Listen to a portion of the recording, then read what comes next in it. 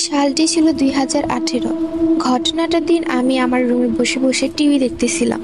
ঘড়িতে রাত প্রায় তখন 9টা বাজে। উল্লেখ্য, আমাদের বাড়িটা একটু নির্জন, আর প্রতিবেশীদের বাড়িও আমাদের বাড়ি থেকে বেশ খানিকটা দূরে দূরে। তো মূল ঘটনায় আসা যাক।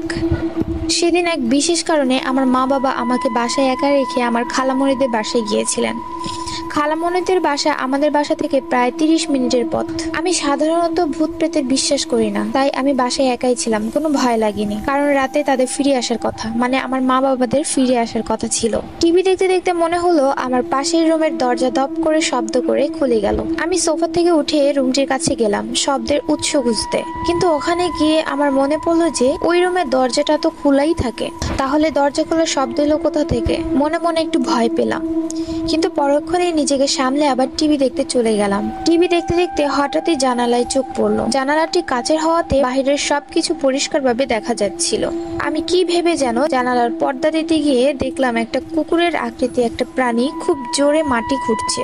আমি ভয়ে ভয়ে পর্দা টানতেই যাব, ঠিক তখনই দেখলাম প্রাণীটি খুব দ্রুত বেগে জানালার দিকে এগিয়ে আসছে।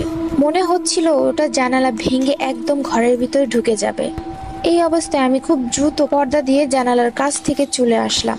ঘরের মেইন দরজার কাছে গিয়ে দরজাটা খুব ভালোভাবে আটকিয়ে দিলাম। এরপর প্রতিটি রুমের দরজা লক করে আমার রুমে চলে গেলাম।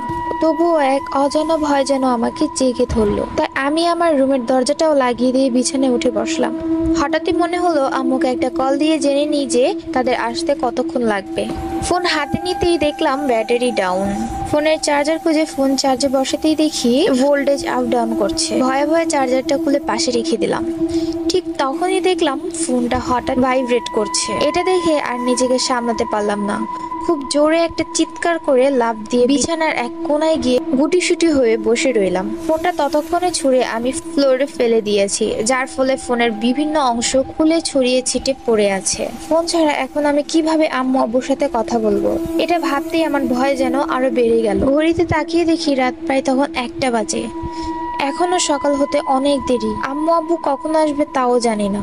এতটা সময় আমি একা কিভাবে থাকব? এইসব ভাবতে ভাবতে পাশের রুম থেকে শুনতে পাই মেইলি কণ্ঠে কেউ গুনগুন করে খুব অদ্ভুত ভাবে একটি গান গাইছে।